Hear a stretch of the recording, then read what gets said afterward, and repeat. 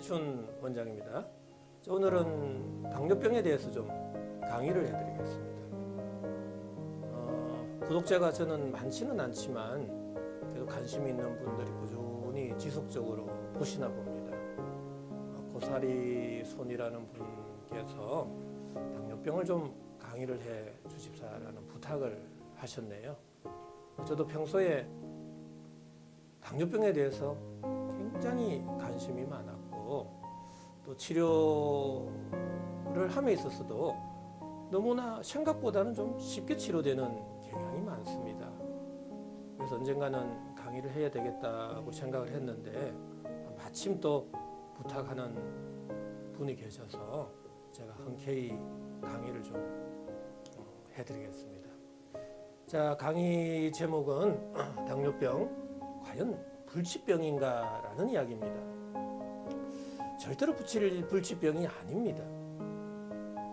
근데 요즘에 그 치료의 방식을 보면 대부분 우리가 인슐린을 쓰게 되죠.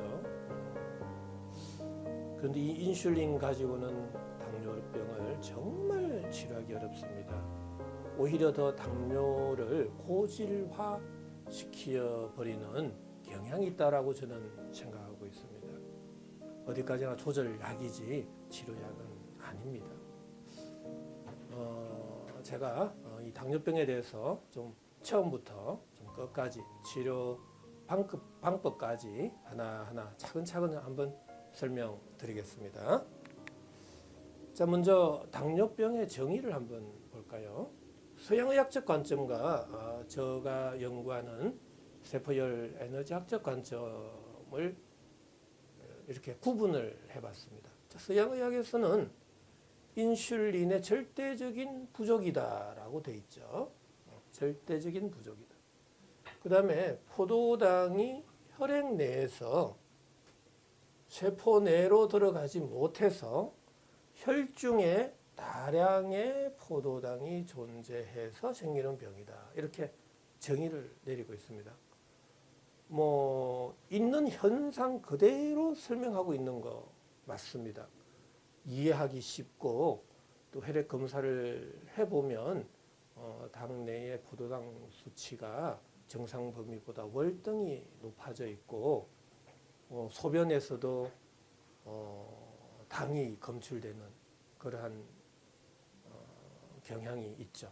그러다 보니까 영양실조에 걸리게 되고 또 막 갈증이 많이 난다든지 또 구갈증이 물을 많이 마시게 된다든지 아니면 소변 양이 많다든지 체중 감소라든지 피로라든지 이런 다양한 증상들이 나타날 수 있죠.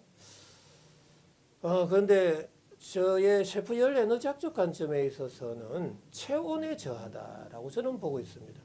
당시 저는 심부 체온이 문제가 되고 있다라는 거죠. 모든 질병의 시작은 이 열 에너지의 부족과 또 과부족에 의해서 생긴다라고 저는 보고 있습니다.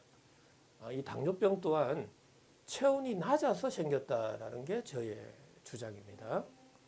체온의 저하로 체열의 발생량을 높이기 위해서 혈중의 포도당 양을 증가했다라는 이야기죠. 하나의 생리적으로 체온의 항상성을 유지하기 위해서 혈중의 포도당 양을 증가시켜야만 세포 내에서의 미토콘드리아에서의 ATP의 합성량이 많아지고 그때 열 에너지 발생량이 많아져서 정상적인 체온으로 되돌리기 위한 하나의 생리적 현상이다라고 저는 보고 있습니다. 그래서 체온의 저하로 체열의 발생량을 높이려고 하다 보니까 포도당 분비량이 많아졌다라는 이야기입니다. 우리가 근육 내에 있는 글리코겐을 포도당으로 이렇게 전환을 해서 체열의 방출을 빨리 많게 하려고 하는 생리적인 현상이다. 그러한 차원에서 당뇨병이 생겼다라고 저는 보고 있습니다. 자, 그러면 당뇨병의 원인을 한번 살펴볼까요? 서양의학에서는 일단 췌장의 랑겔한스섬의 기능 저하다. 이런 근본적인 문제죠. 자, 췌장의 랑겔한스섬에서의 인슐린이 분비가 되는데 이 인슐린은 당을 조절해주는 호르몬이죠. 당 수치를 떨어뜨리는 호르몬인데 인슐린 자체에서의 생산량이 부족하다 보니까 체내로 흡수된 이 당을 글리코겐으로 저장을 할 수 있는 능력이, 기능이 떨어져 버렸다라는 이야기죠. 그러다 보니까 혈중의 혈당량이 높아졌다. 자, 그러한 부분을 제1형 당뇨라고 그러죠. 소아당뇨에서 많이 좀 생길 수 있고요. 또 선천적으로 췌장 자체가 기능 저하에 놓였거나 또 발달 장애로 인해서 생길 수는 있겠죠. 자, 그런데 이런 경우는 굉장히 드문 케이스죠. 대부분은 제2형 당뇨죠. 우리가 당 섭취가 많거나 또 포도당이 조직 내로 들어가지 못해서 혈중의 포도당 양이 증가되었다라는 이야기죠. 근데 여기서 한번 우리가 의문을 좀 가질 필요가 있습니다. 뭐 당 섭취가 많은 거는 당연하게 혈중의 포도당 양이 많아지겠죠. 그런데 한번 의문을 가지게 되면 포도당이 조직 내로 들어가지 못해서 혈중의 포도당 양이 증가되었다라는 이야기죠. 자, 그러면은 이 포도당이 조직 내로 왜 못 들어갔을까요를 우리가 한번 생각해 봐야 된다라는 이야기입니다. 우리가 여기에 조직이 있고 여기에 혈관이 있습니다. 자, 혈관 내에 혈액에 포도당이 있는데 이 포도당이 혈관벽을 통해서 이 조직 내로 들어가 줘야죠. 그런데 못 들어간다라는 이야기입니다. 이 못 들어가는 이유는 뭘까요? 라는 이야기입니다. 저는 이러한 이유 또한 심부 온도가 내려가게 되면 이 세포막이든 이 막의 하나의 채널 자체가 다 수축이 된다라는 이야기입니다. 자, 포도당도 이 혈관벽에서 조직 내로 이렇게 들어가 줘야 되는데 조직 내에 이 조직벽 자체에서의 관이 좁아질 경우는 이 조직 내로 들어갈 수가 없겠죠. 자, 조직 내로 들어가지 못하는 이유는 바로 이 전체적인 몸속 온도가 내려가서 생길 수 있다라는 이야기입니다. 자, 근데 저는 세포열 에너지학적 관점에서 당뇨병의 발생 원인을 찾게 되는데요. 뭐 일단 제1형 당뇨는 저도 수긍을 하는 바입니다. 근데 제2형 당뇨는 저는 이렇게 정의를 내리고 있습니다. 체온의 저하다. 그래서 체온의 항상성을 위해 포도당 분비량을 인위적으로 증가를 시켜서 체온을 정상화시키려고 하는 과정 속에서 당뇨병이 생겼다. 혈중의 당량이 많아졌다라고 저는 생각을 하고 있습니다. 자, 완전히 서양의학적 관점과 세포열 에너지학적 관점은 차이가 많습니다. 그래서 서양의학에서도 당연히 포도당이 조직 내로 들어가지 못해서 혈중의 포도당 양이 많아졌다라고 설명을 하고 있죠. 그래서 이 부분에 대해서 우리는 한번 의문점을 더 가져보자. 왜 정상적인 사람들은 조직 내로 포도당이 잘 들어갔다 나왔다 이렇게 할 수 있는데 왜 당뇨병 환자들은 포도당이 조직 내로 원활하게 들어가지 못하느냐라는 이야기입니다. 바로 이것을 저는 심부 온도의 저하다. 심부 온도가 저하되면은 혈관도 좁아지고 모든 조직 세포 벽도 좁아질 수밖에 없죠. 그러면은 물질 대사가 원활하게 될 수가 없다. 자, 아울러 심부 온도가 내려가게 되면은 혈액의 점성은 높아지고 또 혈류 속도는 떨어질 수 있는 그러한 인체 물리학적 변화가 생길 수 있다라는 이야기입니다. 자, 당뇨병의 진단에 대해서도 한번 설명을 드려보죠. 자, 우리는 뭐 간단하게 생각하시죠. 너무 어렵게 생각하지 마시고, 우리 공복시의 포도당 혈당이 126 이상인 경우, 뭐 대체적으로 120 이상인 경우를 포도당으로 진단을 내립니다. 자, 그 다음에 식후 2시간의 혈당을 한 200ml 이상인 경우를 당뇨병으로 진단을 내리는데, 너무 여기에 구애받지 않았으면 좋겠습니다. 저는 내원하는 환자분들한테 저는 공복 시의 포도당 혈당은 포도당 수치는 150mg per 데시리터 이상, 식후 2시간 혈당은 250 mg per 데시리터 이상일 경우에만 당뇨약을 좀 섭취하자라는 이야기입니다. 조금 높아져도 뭐 급하게 합병증이 빨리 발생하지는 않습니다. 이 당뇨가 혈중에 당이 너무 장기화됐을 경우 우리가 합병증으로 유발이 되거든요. 그러나 저의 입장은 어떻게 해서든 최대한 짧은 기간 내에 당뇨병을 치료하는 과정 속에 있기 때문에 환자분들은 150 공복시 또 식후 2시간 혈당은 250 정도라도 전혀 문제가 없다라는 이야기입니다. 그래서 조금 높게 설정을 하고 높을 때는 살짝 당뇨약을 드셨다가 높지 않으면 드시지 않는 방향으로 해서 내 몸 전체를 한번 정상적인 몸으로 만들어 보자라는 이야기입니다. 자, 당뇨병 진단을 하게 되는데, 그런데 여기서 우리가 조금 생각을 해봐야 됩니다. 자, 이러한 진단을 할 경우에는 우리가 일상적인 생활을 하는 과정 속에서 뭐 건강 검진을 받는다든지, 내가 일부러 많이 피곤하다, 또 다음 당뇨 다갈증이 있다고 해서 한번 근처 로컬 내과나 가정의학과에 가서 검진을 받게 되죠. 자, 그런데 그때 검진한 결과 당뇨로 진단을 내렸다고 가정을 해보자고요. 공복시 혈당이 120, 또 식후 2시간 혈당이 200 이상이 나왔을 때 반드시 원장 선생님은 그렇게 할 겁니다. 또 한 달 뒤에 아니면 일주일 뒤나 보름 뒤에 와서 다시 검진을 해봅시다라고 말을 하게 됩니다. 자, 그런데 그때도 또다시 포도당의 정상 범위 이상이 들게 되면 그때부터 당뇨병 진단을 내리게 되고 약을 받게 되는 거죠. 근데 문제는 이 약이 또 문제가 된다라는 사실입니다. 그래서 저는 이 검진을 받을 때, 그러면 한 달이라는 기간이 있다라면 그 사이에 우리는 생활의 패턴, 또 음식의 패턴, 이러한 패턴이 전혀 변함이 없는 상태로 또다시 재검을 받는다라는 사실이죠.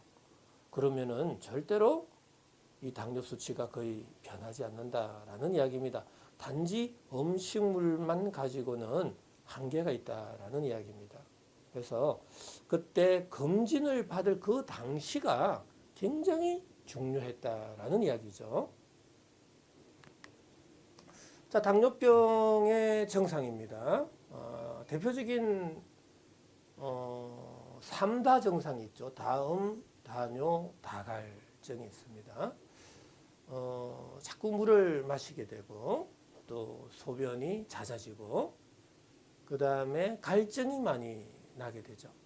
자, 그 이외에도 피로감을 호소하게 되고, 또 체중 감소, 또 시야가 뿌옇게 변하게 됩니다.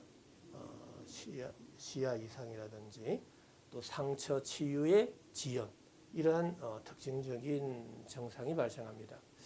그런데 왜 당뇨병 증상도 뭐 다양하게 많이 나타날 수 있습니다. 이 이외에도. 근데 이러한 대표적인 7가지의 증상이 왜 이렇게 나타났을까요? 라는 이야기입니다. 자, 그것을 저는 피레토세라피적 관점, 세포열 에너지학적 관점, 인체 물리학적 관점에서 이 정상을 좀 해석을 해드릴 수가 있습니다. 한번 좀 보시면, 자, 인체가 이렇게 되어 있다라고 가정을 한번 해보죠. 자, 원과 네모로 이루어져 있다라고 가정을 해보죠. 자, 뇌를 포함한 오장육부의 온도를 심부 온도라 그러고요. 두피를 포함한 사지의 온도는 피부 온도라고 그러죠. 그런데 심부 온도가 올라갈 때는 피부 온도는 내려가게 되고, 또 심부 온도가 내려갈 때는 피부 온도는 올라가게 된다라는 사실입니다. 자, 이러한 시소 게임을 하면서 체온 항시 심부 37도를 유지해주고 있다라는 이야기죠. 자, 그런데 이 당뇨병은 제가 체온의 저하로, 심부 온도의 저하로 생겼다라는 이야기입니다. 심부 온도가 내려가면 상대적으로 피부 온도는 올라가게 된다라는 사실이죠. 그런데 여기서 심부 온도가 내려갈 때는 한편 체열의 방출을 줄이기 위해서 손, 발 끝에서부터 모공을 닫게 된다라는 사실입니다. 이렇게 모공을 닫게 됩니다. 자, 그렇다면 문제는 이 모공이 닫힌 이후에 우리는 밥을 먹고 활동을 하는 거죠. 자, 몸에서 열 에너지는 발생하고, 열 에너지는 구멍, 관절, 마찰이 많은 쪽으로 열이 쏠려서 방출이 될 가능성이 많습니다. 지금 현재 구멍이 있는 곳은 이 얼굴과 이 대소변 요도나 항문 쪽입니다. 자, 그러면은 열 에너지가 모공이 닫힌 상태에서 밥을 먹고 활동을 하면 열은 발생하고, 그 열 에너지는 일단 구멍이 많은 이 상체로 열이 쏠리게 된다라는 이야기죠. 자, 상체, 구강으로 열이 쏠릴 경우에는 다음, 다갈 현상이 생길 수 있다라는 이야기고요. 자, 눈으로 열이 쏠릴 경우는 시야의 이상, 충혈이 된다거나 결막염이 온다거나 망막이 염증이 온다거나 또 시야에 이상이 온다라는 이야기입니다. 자, 이해되셨죠? 자, 그 다음에 이 아래로 열이 쏠리게 됩니다. 우리가 방광도 어느 정도 소변이 찬 이후에 요의를 느끼면서 소변을 보게 되는데, 조금 방광에서 이 아래로 열이 확 쏠려버리면 조금 이 소변이 찼던 것도 또 소변을 보게 되는 현상이 되겠죠. 자, 그래서 우리가 다뇨 현상도 소변이 잦아진다라는 이야기입니다. 다뇨 현상도 생길 수가 있다라는 이야기입니다. 자, 당연히 소변으로 포도당이 계속 빠져나가면 영양 실조 현상도 생길 수가 있겠죠. 또 열 에너지의 밸런스가 깨졌기 때문에 제대로 잠을 잘 수도 없습니다. 그래서 체중 감소가 생길 수도 있고요. 자, 피부 온도가 상대적으로 피부의 온도가 올라가기 때문에 피부 온도가 올라간 상태에서 우리가 어떤 외부의 자극을 받게 되면 피부 온도는 더 급상승하게 되겠죠. 그러니까 상처도 쉽게 낫지도 않고 쉽게 상처가 생길 수가 있다라는 이야기입니다. 자, 그래서 이 7가지의 정상이 제 피레토세라피적인 관점, 인체 물리학적 관점, 세포열 에너지 학적 관점에서 바라보니까 이러한 정상들이 왜 발생했는지를 쉽게 이해할 수 있겠다라는 이야기입니다. 자, 이러한 당뇨병의 정상 한 7가지 이외에도 또 너무나 많습니다. 뭐 다 열거할 수는 없지만 대표적인 정상이 왜 발생했는지 제가 세포열 에너지학적 관점에서 또 살펴봤습니다. 자, 그 다음에 당뇨병의 합병증에 대해서 좀 설명드리겠습니다. 크게 3가지로 나눌 수가 있죠. 혈관장애, 신경장애, 감염증입니다. 조금 전에도 말씀드렸는데 이 당뇨병은 심부 온도가 내려가서 피부 온도는 올라가서 모공은 닫혀서 생겼다라는 이야기입니다. 자, 동맥경화, 관상동맥경화, 사구체 경화증, 또 심근경색증, 다 이러한 것들은 이 혈관이 굳어지는 병입니다. 왜 굳어질까요? 왜 경화가 될까요? 라는 이야기인데, 실은 심부온도가 내려가서 피부 온도가 올라가면 어느 피부라는 것은 모든 혈관의 그 벽 안이 아니라 혈관 벽 바깥을 다 말할 수가 있습니다. 겉과 속으로 나눌 수가 있죠. 자, 그렇다면 이 혈관이 있습니다. 혈관에 이 벽이 이렇게 있다라면은 이거는 내부고요. 자, 이거는 혈액이 흘러가는 공간입니다. 혈관이고, 이는 혈관벽입니다.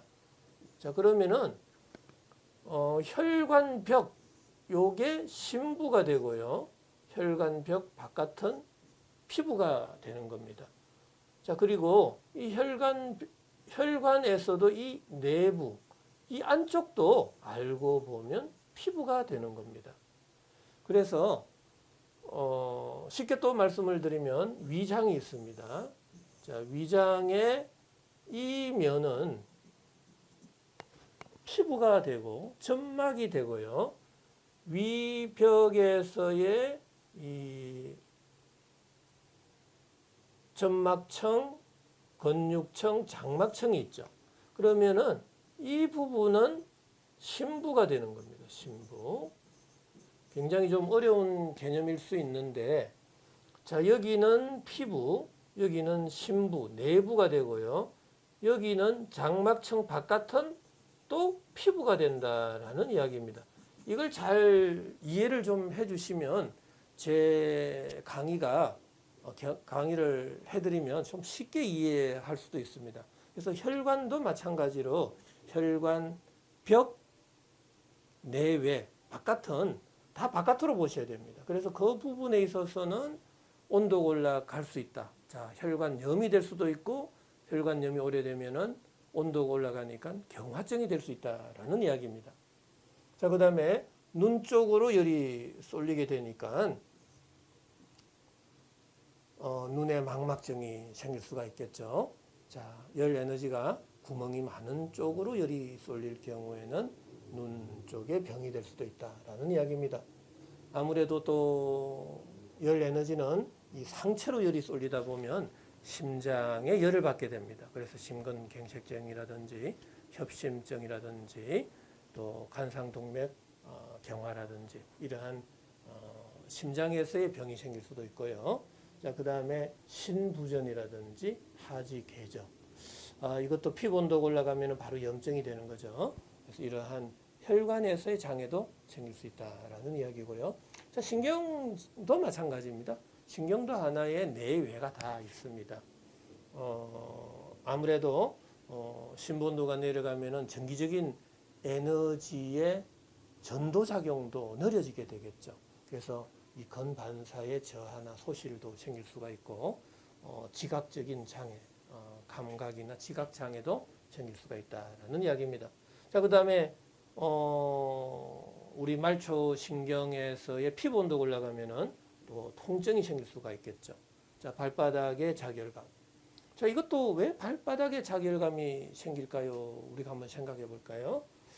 발바닥의 자결감은 자, 또다시 그림을 하나 그린다라면 이렇게 원과 네모로 저는 간단하게 그립니다.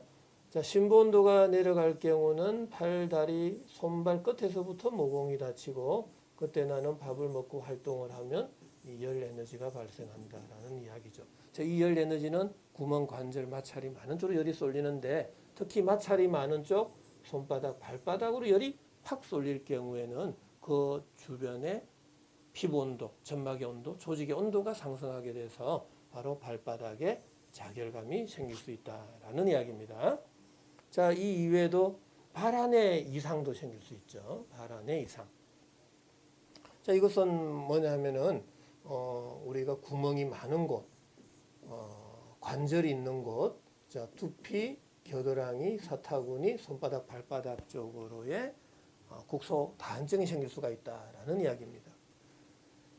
자, 그 이외에도 감염증도 생길 수가 있습니다. 신우심염, 농피증, 부스럼, 종기, 모낭주의염, 그 다음에 습진, 이렇게 피부 온도가 올라가게 되면 다 피부에서의 염증이 생길 수 있다라는 이야기입니다. 자, 당뇨병의 합병증 굉장히 많지만 이렇게 좀 세 가지로 구분을 해 봤습니다. 자, 당뇨병에 있어서 제일 궁금하실 겁니다. 아마 우리 고사리 손분도 왜 당뇨병이 생겼을까를 고민을 많이 하셨을 것 같는데, 제가 이걸 솔직히 말씀드리고자 강의를 해드리는 겁니다. 포도당과 체온 조절과의 관계를 잘 이해하시면 왜 당뇨병이 생겼는지를 알 수가 있습니다. 자, 우리가 뭐 여러 가지 찬 기온이라든지 음식물이라든지 신부온도를 떨어뜨리는 요인은 너무나 많죠. 뭐 약물도 될 수도 있고, 우리가 아주 점도가 높은 음식물, 또 pH가 낮은 음식물, 또 딱딱한 음식물들, 또 음식을 또 먹지 않는 경우도 신분도가 내려갈 수가 있습니다. 자, 신분도가 내려갔다는 소리는 체온이 떨어져 있다라는 이야기가 되겠죠. 자, 체온이 떨어질 경우, 신분도가 내려갈 경우에는 체온 조절 중추 시상하부에서는 가만히 안 있겠죠. 자, 그러면은 여기서 시상하부에서는 명령을 내려버리죠. 빨리 뇌하수체천엽에다가 명령을 내려버립니다. 빨리 갑상선 자극 유리 호르몬, 사이로이드 릴리징 호르몬을 분비를 시켜버립니다. 분비량을 증가시키겠죠. 자, 그러면은 뇌하수체천엽이 활성화되고, 이 뇌하수체천엽에서는 갑상선에다가 갑상선 자극 호르몬, 사이로이드 스티뮬레이팅 호르몬의 분비를 증가시켜 버립니다. 자, 그럼 갑상선에서는 티록신의 분비량이 증가되겠죠. 이 티록신의 역할은 물질 대사를 촉진시키고 이화작용을 촉진시켜서 열 에너지를 많이 발생하는 호르몬입니다. 근데 그 열 에너지를 발생하는 원초적인 물질이 바로 포도당입니다. 포도당. 그래서 혈중의 당 분비를 많게 하는 거죠. 간이나 조직에서 저장되어 있는 글리코겐을 포도당으로 다시 만들 수도 있고요. 자, 이러한 과정을 만들어 버립니다. 자, 그 다음에 이 티록신뿐만 아니라 우리가 부신 겉질에서도 ACTH라는 호르몬의 분비량을 또 증가시켜 버립니다. 자, 그러면 당질 코르티코이드의 분비량이 증가돼서 당 분비량을 많게 해버립니다. 체온이 떨어지는 것은 굉장히 위급한 상황입니다. 아주 응급 상황이라 어느 부분에서 다각도로 당 분비를 높여버린다라는 이야기죠.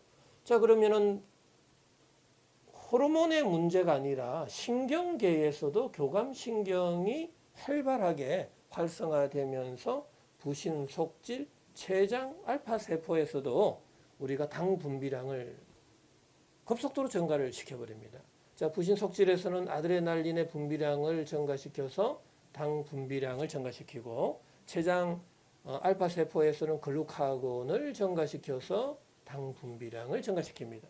자, 이렇게 되면은 체온이 상승되어서 정상적인 체온이 된다라는 이야기죠. 자, 이게 정상적인 체온 조절 시스템입니다. 포도당과 체온 조절과의 어떤 상관성인데요. 그런데 여기서 잘 생각해 보시죠. 우리가 환자분이 일상적인 생활을 합니다. 어렸을 때는 워낙 잘 뛰어놀고 운동량이 많죠. 음식도 어머님, 부모님들이 잘 챙겨주시고 하니까. 하지만 성인이 되면서 제대로 식사도 불규칙하고 업무량도 많고 몸을 너무 과도하게 이 생활을 하다 보면 나도 모르게 신부온도가 내려간 상태에서 신체 검사를 받게 된다라는 이야기입니다. 자, 그러면은 내과나 가정의학과에 가서 신체 검사를 받아보면 이 당 수치가, 혈중의 당 수치가 월등히 높아져 있네요. 자, 그러면 의사 선생님은 당연히 지금 당뇨 판정을 내릴 수도 있고 또 일주일이나 2주일 뒤에 다시 재검을 해보자라고 이야기할 겁니다. 자, 그때도 또 식생활에 변화가 없다라면, 체온이 계속 낮아져 있다라면 또 혈액 검사를 해보면은 당 수치가 계속 올라가 있는 상태가 된다라는 이야기죠. 그러면 이때부터 이제 당뇨약이 투여가 되는 겁니다. 인슐린을 주사를 맞든지, 대체적으로 인슐린 주사보다는 이제 하나의 알약 형태로 먼저 먹게 되죠. 그래서 어느 정도 조절이 되면 계속 알약의 형태로, 필 형태로 드시게 되겠지만, 이 알약도 듣지 않는다라면 이제 강제적으로 인슐린 주사나 인슐린 펌프를 쓰게 되는 거죠. 자, 그런데 문제가 있습니다. 당뇨 수치가 높다고 여기에서 인슐린을 투약을 해버리면 이 당 분비량은 줄어들 겁니다. 당 분비량은 줄어들면, 전체적으로 당 분비량이 줄어들어 버리면 이 체온은 어떻게 되는 걸까요? 체온은 내려가게 됩니다. 자, 근데 체온이 내려가 버리면 간내의 시상하부에서는 또다시 TRH 분비량을 늘리고, 뇌하수체 전엽에서는 TSH의 분비량을 증가시키고, 갑상선에서는 티록신의 분비량을 증가시켜서 또 당 분비량을 증가시켜서 체온을 상승하게 된다라는 이야기입니다. 마찬가지 부신겉질, 부신속질, 췌장에서도 당 분비량을 늘려버리게 되는 거죠. 그래서 체중을 증가시키게 되는데, 문제는 당 분비량이 많아지면 또 혈중의 당 수치가 올라가 버리는 거죠. 자, 그럼 이때 또 인슐린을 투여하게 되는 겁니다. 자, 그러면 또 체온이 떨어지고요. 체온이 떨어지면 간내의 시상하부에서 또 똑같은 이 체온 조절 시스템이 반복이 되는 거죠. 자, 무한 반복이 되기 때문에 이 인슐린을 쓰는 순간 심부 체온은 내려간다라는 사실입니다. 이 심부 체온이 내려가면은 피부 체온은 올라가고 모공은 닫혀버리는, 체온 조절 시스템이 더 강력하게 체온을 유지하려고 하는 그러한 현상으로 빠져버린다라는 이야기죠. 자, 그렇다면 영원히 당뇨병을 치료할 수 없고, 단지 인슐린에 의해서 이 당 수치를 조절해주는 역할밖에 되지 않는다. 문제는 계속해서 심부 온도는 내려갈 수밖에 없다. 그럼 피부 온도는 올라가고 모공은 닫히니까 계속적으로 당뇨병의 증상은 계속적으로 나타날 수밖에 없다라는 이야기입니다.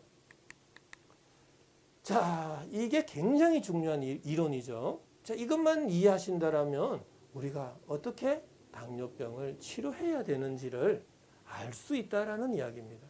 저는 어디까지나 이 낮아져 있는 몸속 온도를 올려보자라는 이야기입니다. 이 낮아져 있는 몸속 온도가 올라갈 때만이 시상하부에서 이 TRH의 호르몬 분비를 줄여버리고, 뇌하수체 전엽에서도 갑상선 자극 호르몬의 분비를 줄여버리고, 자, 그러면 갑상선에서는 티록신의 분비량을 줄여서 당 분비량이 줄어든다라는 이야기입니다. 자, 당 분비량이 줄어들면은 이제는 정상적인 당이 되겠죠. 당 수치가. 마찬가지로 부신, 겉질, 속질, 췌장 세포에서도 당연히 당 분비를 줄여서 체온을 정상화시키게 된다라는 이야기입니다. 자, 그러면 우리가 언제 어떻게 이 당뇨병을 치료해야 되는지, 치료의 원칙을 저는 세포 열 에너지학적 관점에서 한번 살펴보겠습니다. 반드시 심부 온도는 올려야 된다라는 이야기죠. 높아져 있는 피부 온도는 낮추고 닫혀져 있는 모공은 열어라, 이겁니다.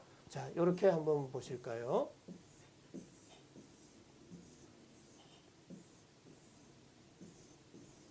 자, 심부 온도를 올리는 순간 모공은 심장에서 가까운 쪽부터 먼 쪽으로 이렇게 열리게 됩니다. 모공이 열리는 순간 열은 골고루 분산이 될 수 있죠. 자, 그러면은 이 구멍이 많은 구강으로 열이 안 쏠리게 되면 다음 다갈, 또 눈의 이상, 이러한 망막의 이상, 시력의 이상도 잘 생기지 않게 될 겁니다. 자, 아래쪽 요도 항문으로 열이 이렇게 쏠리지 않는다면 뭐 요패라든지 변비, 설사, 또 다뇨 현상도 생기지 않게 된다라는 이야기입니다. 자, 열 에너지가 골고루 분산되면 손, 발은 따뜻해지겠죠. 자, 혈액 공급량이 많아지면 발바닥에 자결감이라든지 사지 동통이라든지 이러한 증상도 사라지게 되고, 피부 온도가 내려가는 순간 우리가 습진, 두드러기, 농피증, 계저증 같은 것도 다 없어질 수 있다라는 이야기입니다. 자, 그런데 여기서 제일 중요한 것은 이 높아져 있는 피부 온도를 낮추기 위해서 세포의 열 에너지 대사, 이 셀의 열 에너지 대사를 다 억제시켜주는 약을 쓰면 절대로 안 된다라는 이야기입니다. 그래서 강제적으로 세포의 열 에너지 대사를 억제하지 말아라 라는 이야기입니다. 세포의 열 에너지 대사가 억제되면은 심부온도, 피부온도 동시에 낮아져 버리고 모공은 더 다쳐버립니다. 뭐 우리가 염증 치료한다고 또 다른 염증 약을 쓸 수가 있는데 그러한 약 쓰는 것도 굉장히 주의를 해야 된다라는 이야기입니다. 자, 그러면은 당뇨병 치료를 위한 4대 치료 방법이 있는데 약물, 식이, 생활, 운동요법으로 4가지로 저는 요약을 할 수 있습니다. 일단 우리가 한약의 약물요법이죠. 그래서 우리가 심부 온도를 올려주는 이 온중산안지제, 속을 따뜻하게 하고 장기운을 발산시켜주는 약재, 뭐 대표적으로 건강이나 쇄신 같은 걸 많이 쓰고 있고요. 자, 그 다음에 파란 해표지제, 우리가 열 에너지를 전신으로 골고루 분산시켜주는 약재, 땀 분비를 많게 해주는 갈근이라든지 이 청백을 쓰고 있죠. 자, 그 다음에 염증 치료해주는 청열 해독지제를 쓰게 됩니다. 대표적인 게 이제 대왕시온데, 이러한 약재를 전반적으로 좀 써서 심부 온도는 올리고 피부 온도는 내리고 모공은 열어주는 치료를 하자라는 이야기입니다. 자, 그 다음에 식이요법에 대해서 좀 설명을 드리겠습니다. 좀 기존의 식이요법과는 많이 다릅니다. 우리 기존은 GI 지수가 낮는 음식을 많이 먹으라라고 이야기를 하고 있죠. 근데 저는 오히려 백미를 꼭 하루 3끼를 먹자라는 이야기를 하고 싶습니다. 자, 백미라도 굉장히 부드러워야 되고 딱딱하면 안 됩니다. 뭐 뻥튀기라든지 미숫가루라든지 이런 걸 보다는 오로지 흰밥, 따뜻한 흰밥이 좋다라는 이야기입니다. 그 이유는 흰밥 속에 포도당이 많습니다. 자, 포도당이 많아야 내 몸에서 열 에너지 발생량이 많아져서 체온이 올라갈 수 있다라는 이야기입니다. 좀 일시적으로 올라가는 거에 대해서 너무 걱정하지 말고 대신에 우리가 생활운동식이 약물요법으로 적극적으로 몸 관리를 하면 음식물에 의해서 일시적으로 올라가는 거에 대해서는 너무 걱정하지 말자라는 이야기입니다. 자, 그 다음에 익힌 야채를 즐겨 먹자라는 겁니다.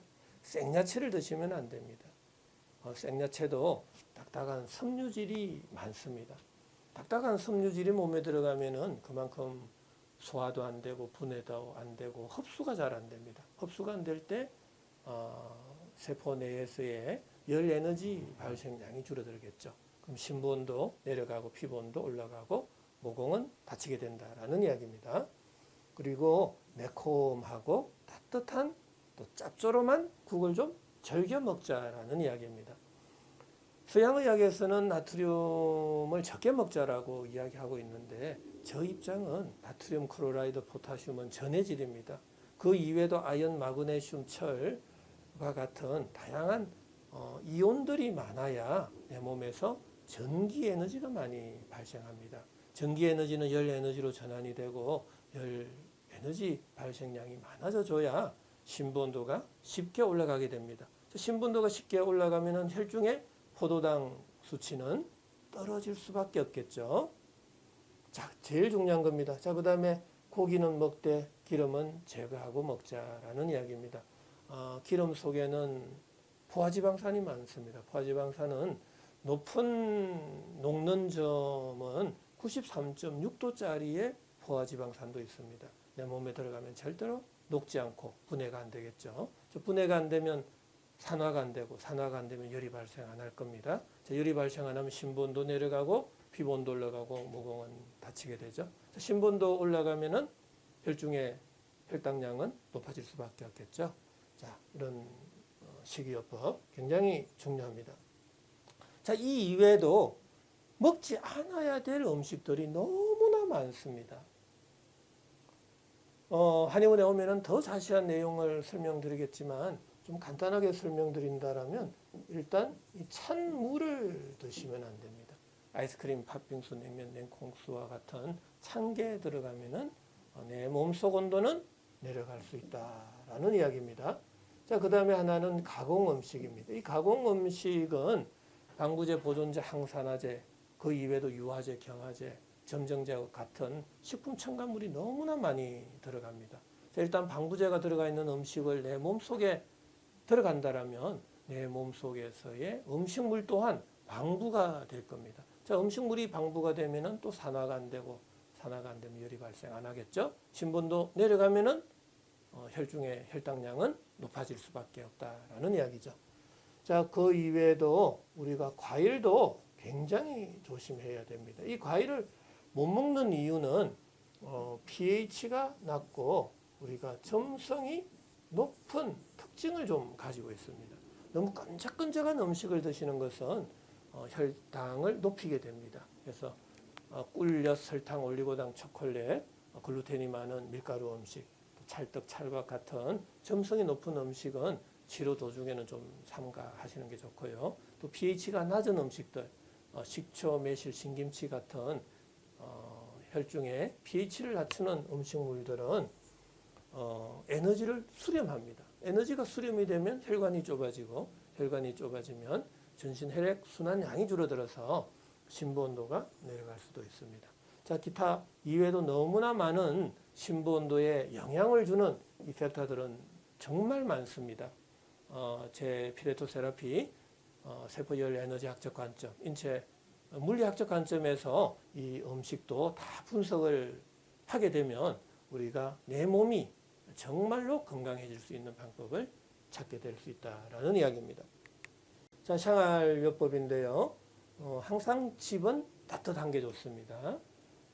1년 내내 27도 이상이면 너무나 좋고요. 옷도 좀 항시 두툼하게 입자.